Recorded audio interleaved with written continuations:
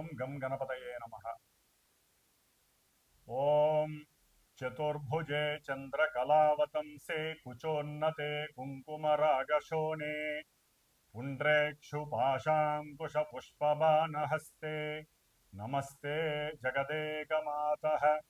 శ్రీమహాకాళీ శ్రీమహాలక్ష్మీ శ్రీమహాసరస్వతీ దేవ్యై నమో నమః. శ్రీ దుర్గా చండీ పరదేవతాయై నమో నమః. వీక్షిస్తున్నటువంటి దేవీ భక్తులందరికీ కూడా శ్రీదేవీ శరన్నవరాత్రి మహోత్సవ శుభాకాంక్షలు. అట్లాగే విజయదశమి, దుర్గాష్టమి, మహర్నవమి, విజయదశమి శుభాకాంక్షలు అందచేస్తూ మా ఆశీర్వచనం. మనకి అక్టోబరు 1 నుంచి అక్టోబర్ 31వ తేదీ వరకు కూడా మన యొక్క భచక్రంలో అంటే అంతరిక్షంలో ద్వాదశ రాశి చక్రాలలో గ్రహాలు మారుతూ ఉంటాయి. అందులో ముఖ్యంగా ఈ అక్టోబర్ మాసంలో సూర్యుడు అక్టోబర్ 17వ తేదీన కన్యారాశిలోంచి నీచస్థితి కలిగినటువంటి శత్రుక్షేత్రమైనటువంటి తులారాశిలోకి ప్రవేశిస్తున్నారు. అక్టోబరు 3వ తేదీన బుధుడు కన్యారాశిలోంచి తులారాశిలోకి ప్రవేశిస్తున్నాడు. శుక్రుడు అక్టోబర్ 9వ తేదీన నీచస్థిత రాశి అయినటువంటి మిత్రక్షేత్రమైనటువంటి కన్యారాశిలోకి ఆగమనం చెందుతున్నాడు. గురు మహానుభావుడు అక్టోబరు 17వ తేదీన తన యొక్క ఉచ్చక్షేత్రమైనటువంటి మిత్రక్షేత్రమైనటువంటి కర్కాటక రాశిలోకి తన యొక్క స్వంత నక్షత్రంలో ఉండి ప్రవేశిస్తూ చాలా చాలా మంచి శుభాల్ని అందజేస్తున్నాడు. శని మహానుభావుడు అక్టోబర్ 5వ తేదీన మీనరాశిలో వక్రించి ఉండి నక్షత్ర మార్పు అంటే పూర్వాభాద్ర నక్షత్రంలోకి ప్రవేశిస్తున్నాడు, అంటే శుభ నక్షత్రంలోకి ప్రవేశిస్తున్నాడు. కాబట్టి శని కూడా గురుడిచ్చే ఫలితాల్ని సంపూర్ణంగా చాలామందికి ఇవ్వబోతున్నాడు. రాహువు కుంభరాశిలో ఉన్నాడు, కేతువు సింహరాశిలో ఉన్నాడు. కాబట్టి ఈ యొక్క గ్రహాలన్నీ కూడా ద్వాదశ రాశుల వారికి ఏ విధమైనటువంటి విశేష శుభ ఫలితాలని కలుగజేస్తున్నాయి, ఏ ఏ సందర్భాలలో ఇబ్బందులు కలుగజేస్తాయో మనం తెలుసుకుంటూ, ముఖ్యంగా ఈ అక్టోబర్ మాసంలో మనకి అక్టోబర్ 2వ తేదీన విజయదశమితో ప్రారంభమవుతుంది. కాబట్టి చాలా శుభ పరిణామము. అమ్మవారి యొక్క ఆశీస్సులు అందరికీ చక్కగా ప్రసాదిస్తుంది ఆవిడ. ఎవరు ఏ విధమైనటువంటి కోరికలు కలుగుతాయో ఆ కోరికలన్నీ ఫలిస్తాయి అని చెప్పుకోవాలి. ముఖ్యంగా అక్టోబర్ మాసంలో మనకి కార్తీక మాసం ప్రారంభమవుతుంది. అట్లాగే ఈ యొక్క అక్టోబర్ మాసంలోనే మాస శివరాత్రి, సంకష్టహర చతుర్థి, అక్టోబర్ 29వ తేదీన కార్త్యవీర్యార్జున జయంతి. ఇది చాలా చాలా విశేషత్వం అండి.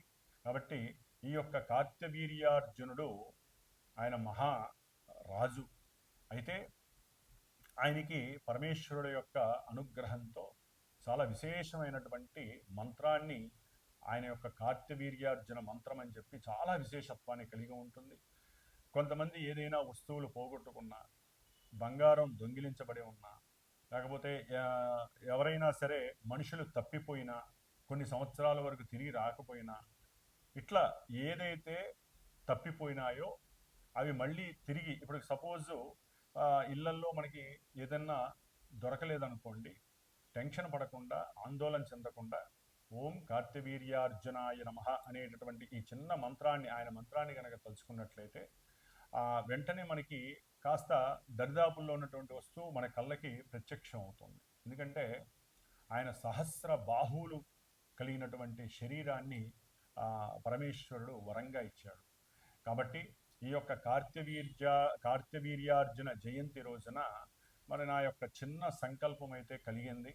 మా యొక్క పీఠంలో ఎవరైతే 26వ తేదీ లోపల, ఈ అక్టోబర్ 26వ తేదీ లోపల ఎవరైతే గనక వారి మనుషులు ఎవరైనా తప్పిపోయినా, కొన్ని సంవత్సరాలయ్యి వాళ్ళ యొక్క విషయం తెలియకపోయినా, అట్లాగే వారి యొక్క వస్తువులు ఏదైనా కనపడకుండా పోయినా, అంటే బంగారం కానీ వెండి కానీ ఎవరి చేతన్నా దొంగిలింపబడి ఉన్నా, అట్లాగే ఎవరికైనా సరే మానసికంగా చిత్తచాంచల్య ప్రవృత్తి ఉన్న ఈ విషయాల యందు ముఖ్యంగా దొంగల భయం ఎక్కువగా ఉన్నా, ఎక్కువగా వస్తువుల్ని పారవేసుకుంటున్నా, అది పర్సులు కావచ్చు, డబ్బు కావచ్చు, బంగారం కావచ్చు, ఈ యొక్క దోష పరిహారార్థమై కార్తవీర్యార్జున జపాన్ని ఒక 3 రోజులు చేసి, అంటే 26, 27, 28 ఈ 3 రోజులు స్వామివారి యొక్క జపాన్ని చేసి 29వ తేదీన బుధవారం అష్టమి అయింది, గోపాష్టమి, గోవులకి దానా తినిపించి వాటికి ఆహారంగా ఇస్తూ ఉంటారు. ఆ రోజున చక్కగా మా యొక్క శ్రీమాతా జ్యోతిషాలయ పీఠంలో వారు ఎవరైతే సంకల్పించుకొని నాకు గోత్రనామాదులు ఫోన్ చేసి ఇస్తారో వారికి తగినటువంటి దక్షిణ తీసుకొని కార్తవీర్యార్జున జయంతి సందర్భంగా ఆయన యొక్క మూలమంత్రంతో స్వామివారి హోమము చేయాలని నిశ్చయించుకొని ఉన్నాను. కాబట్టి ఈ యొక్క అక్టోబర్ మాసంలో 1వ తేదీ నుండి 31వ తేదీ వరకు గ్రహాల యొక్క స్థితిగతులు మేషరాశి వారి నుంచి మీనరాశి వారి వరకు 12 రాశుల వారికి ఏ విధంగా ఉన్నాయో ఇప్పుడు తెలుసుకుందాము. ఓం శ్రీమాత్రే నమః. ఈ చెప్పే విషయాన్ని మన ఉపోద్ఘాతం ముందు ఏదైతే చెప్పామో దాంట్లో యాడ్ చేయండి దయచేసి. అయితే ఓం శ్రీమాత్రే నమః. వీక్షిస్తున్నటువంటి ప్రేక్షకులందరికీ కూడా ఒక చిన్న విన్నపము. జన్మజాతక చక్రంలో ఉన్నటువంటి గ్రహస్థితులు, ఆ గ్రహాలు ఉన్నటువంటి నక్షత్రాలు, ఇంకా చాలా చాలా పోర్ట్ఫోలియోస్ ఉంటాయి. వాటిని బట్టి మాత్రమే దశలు అంతర్దశలను బట్టి మనకి జీవితం నడుస్తూ ఉంటుంది. అయితే అక్కడ జరిగేటటువంటి ఆ వ్యవహారం అంతా కూడా మనకి రాసిపెట్టి ఉంటుంది, జీవితకాలం అంతా ఎలా ఉంటుందనేది. అది మనకి గోచారంలో ఆ గ్రహాలు ఏ నక్షత్రాల్లో ఏ రాశుల్లో ప్రయాణం చేసేటప్పుడు అవి మనకి చంద్రుడి నుంచి మానసికంగా ఎటువంటి ప్రయోజనాల్ని అప్రయోజనాల్ని ఇస్తాయి అనేటటువంటి విషయం ఆధారపడి ఉంటుంది. కాబట్టి ఎవరైనా సరే జాతకరీత్యా చర్చించాలి అనుకుంటే కనుక నాకు ఫోన్ చేయండి, డైరెక్ట్గా నేనే మీతో మాట్లాడతాను. నాకంటూ అసిస్టెంట్లు ఎవరూ లేరు, నేనే మీతో మాట్లాడతాను. అట్లాగే ఎవరైనా సరే ఫోన్ చేసేటప్పుడు గురువుకి సంబంధించినటువంటి దక్షిణ మస్ట్ అండ్ షుడ్ అండి. ఎందుకంటే ఒక జాతక చక్ర వివరంగా చెప్పాలి, లేకపోతే మీతో చర్చించాలి అంటే మా యొక్క మేధస్సుని ఉపయోగించాలి. కాబట్టి దానికి తగ్గ దక్షిణని మీరు ఇవ్వగలిగితే దయచేసి ఫోన్ చేయండి. ఎందుకంటే గురు దక్షిణ లేకుండా అవతల వ్యక్తులు ఏది చెప్పించుకున్నా ఏది చేయించుకున్నా దానికి ఫలితం దక్కదని శాస్త్రము, గురువులు కూడా అది చెప్పారు. ఎందుకంటే నాకున్న అనుభవంలో కొన్ని ఎదురు దెబ్బలు తగులుతున్నాయి కాబట్టి నేను డైరెక్ట్గా ఈ విషయాన్ని మీ అందరికీ చెప్పాల్సిన పరిస్థితి వస్తుంది. కాబట్టి ఎవరైతే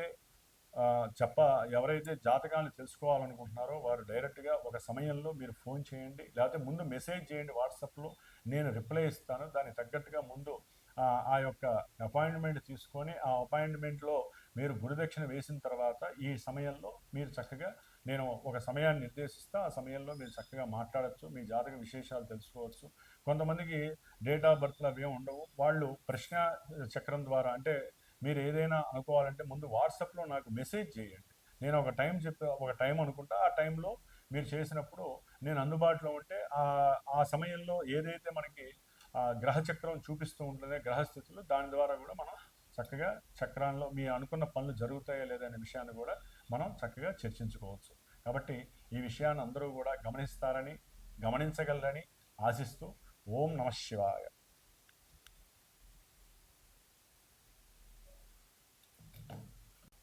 వృశ్చిక రాశి వారికి ఈ అక్టోబర్ మాసంలో గురువు యొక్క మార్పు చాలా విశేషమైనటువంటి లాభస్థితిని కలుగజేస్తుంది. ధనపరంగా కావచ్చు, కుటుంబంలో వీరికంటూ కొన్ని విలువలు చక్కగా బయటికి బహిర్గతమయ్యి వీరు చేసే ప్రతి విషయం ముందు కూడా భాగ్యం వరిస్తుందని చెప్పుకోవచ్చు.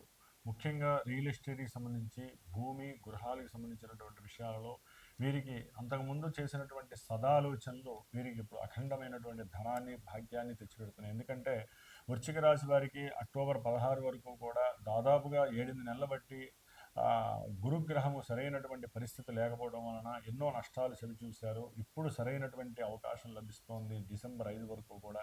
కాబట్టి వీరికి కలిగేటటువంటి గృహయోగము కావచ్చు, ధనయోగము కావచ్చు, ముఖ్యంగా సంతానపరమైనటువంటి యోగము కావచ్చు, గృహంలో వీరికంటూ ఒక సరైనటువంటి కీర్తి, హోదా, వీరికంటూ ఒక మానవతా విలువలు కలగడానికి చాలా చాలా విశేషమైన అవకాశాలు కలుగుతున్నాయి గురుగ్రహం వలన. అట్లాగే సూర్యగ్రహము వీరికి ఇప్పటి వరకు లాభంలో ఉంటారు అక్టోబర్ 16వ తారీఖు వరకు. అక్టోబర్ 17 నుంచి కూడా సూర్యగ్రహము 12వ స్థానంలోకి రావడం ద్వారా వీరు చేసేటటువంటి ఉద్యోగాదుల్లో కొంచెం పరివర్తన జరుగుతుంది. అంటే చేసే ఉద్యోగాదుల్లో కొంత వేరే చోటికి మార్పు కలిగేటటువంటి బదిలీలు అయ్యేటటువంటి అవకాశం కలుగుతుంది. దాని ద్వారా వీరు కొంత ఆరోగ్యపరంగా అలసట ఎక్కువ అవుతుంది. ఆరోగ్యాన్ని కూడా కొంత వీరు ఆరోగ్యం మీద శ్రద్ధ వహించకపోతే కనుక కొంత లేనిపోని అనారోగ్య సమస్యల వలన కూడా వీరు ధనాన్ని నష్టపెట్టుకోవాలి. సెల్ఫ్ ఎనర్జీ అనేటటువంటిది కోల్పోయే అవకాశం ఉంటుంది. బుధుడు, ఎందుకంటే ఈ ఈ అక్టోబర్ 17 వరకు రవి చక్కగానే ఉన్నప్పటికీ కూడా అక్టోబర్ 15 నుంచి మార్పులు అధికంగా ఉంటాయి. బుధుడు 12వ స్థానంలోకి వస్తున్నారు అక్టోబర్ 3 తర్వాత. కాబట్టి ఇది ఒక రకంగా చెప్పాలంటే ఆకస్మికంగా వీరి యొక్క ఆలోచనలు మందగుండిగా మారిపోయే అవకాశం ఉంటుంది. చేసే ప్రయాణాలలో కొన్ని ఇక్కట్లు పడే అవకాశం కలుగుతుంది. అట్లాగే బంధువర్గం వారితో కూడా ఆకస్మికంగా అవసరం లేని కొన్ని విషయాల యందు కోర్టు సమస్యల దాకా వెళ్ళే అవకాశం ఉంటుంది. ముఖ్యంగా ఆస్తి అమ్మకాలు పంపకాల విషయంలో కానీ ఏదైనా వ్యాపారంలో లింక్ అయి ఉన్నట్లయితే కనుక అవి అమ్మే విషయంలో వీరి మీద అనుమానము అవమానాలు ఎదురయ్యి వీరికి వారికి మధ్య వాగ్వాదాలు పెరిగిపోయి వీరికి బుద్ధిమాంద్య లోపం చేత ఒక మాట మాట్లాడకపోయి ఇంకో మాట మాట్లాడడం వల్ల కూడా కోర్టు కేసుల దాకా వెళ్ళే అవకాశం వృశ్చిక రాశి వారికి వస్తుంది. కాబట్టి కొంచెం బాండింగ్ విషయాలు, వ్రాతకి సంబంధించినటువంటి విషయాలు, సంతకం పెట్టే విషయాలు, ఎవరికైనా బంధువర్గంలో వారికి ఫలానా నేనున్నాను మీరు డబ్బులు ఇవ్వండి, లేకపోతే మీరు ఏదైనా చేయండి నేనున్నాను ఆయన బదులు నేనున్నాను అనే మాట మాత్రం వాడకండి. దానివల్ల లేనిపోని సమస్యలు వెళ్ళే అవకాశం ఉంటుంది వృశ్చిక రాశి వారు. అట్లాగే శుక్రుడు లాభస్థానంలోకి అక్టోబర్ 9 తర్వాత మారుతున్నారు. ఇది చాలా యోగ్యకరమైనటువంటి విషయంగా భావించాలి.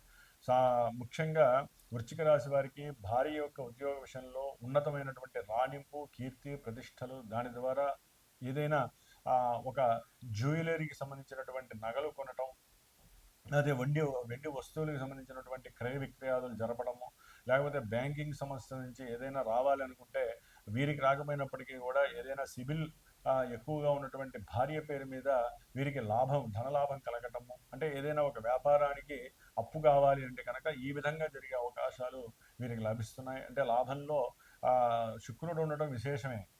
అయితే నీచ స్థితిలో ఉన్నాడు. భార్య యొక్క ఆరోగ్యం మీద కూడా దెబ్బపడే అవకాశం ఉంటుంది వృశ్చిక రాశి వారికి.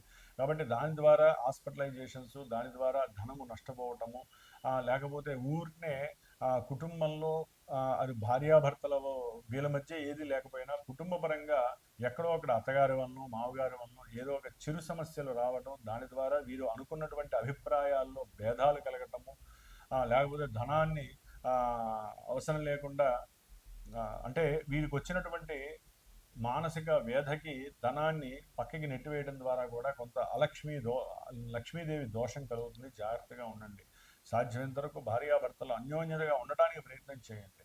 ఎందుకంటే శుక్రగ్రహము లాభంలో ఉంది, చక్కగా యోగిస్తోంది. దాన్ని మేము వాడుకోవాలి. వ్యాపారంలో కూడా మంచి లాభం కలుగుతోంది. క్రయ విక్రయాలు పెరుగుతాయి. ముఖ్యంగా ఎవరైతే నగల వ్యాపారస్తులు ఉన్నారో, ఎవరైతే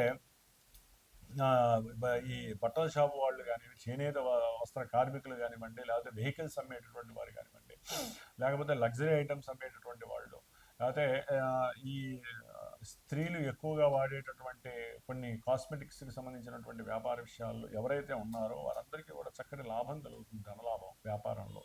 అంటే ఎక్కువగా జోష్ మీద ఉంటాయన్నమాట వ్యాపారంలో వెళ్ళడానికి. అయితే ఏంటంటే షేర్స్ అండ్ సెన్సెక్స్ విషయంలో కూడా ఒక్కోసారి ఒక స్టేజ్కి వెళ్ళే అవకాశం ఉంటుంది వీరికి. అయితే కాస్త శుక్రగ్రహానికి సంబంధించినటువంటి లలితాదేవి సహస్రనామ పారాయణ డైలీ చదవండి. ఆయన నీచ స్థితిలో ఉన్నటువంటి దోషం పోతుంది.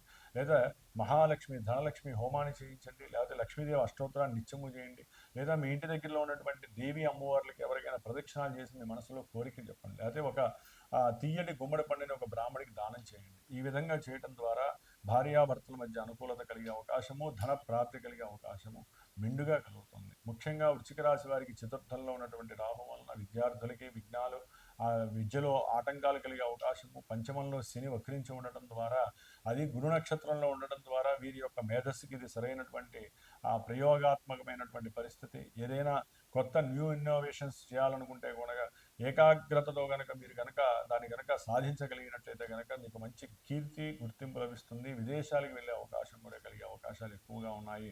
ధనపరంగా కూడా మీరు ఆశించినంత లేకపోయినప్పటికీ కూడా ఉన్నదాంతో తృప్తిగా గడిపే అవకాశము, తృప్తి ఎక్కువగా ఉంటుంది. మీరు చేసుకున్నటువంటి ఉపాసనా శక్తి బలమంతా కూడా మీ కుటుంబానికి, మీ యొక్క పిల్లలకి చక్కగా ఉపయోగపడుతుంది.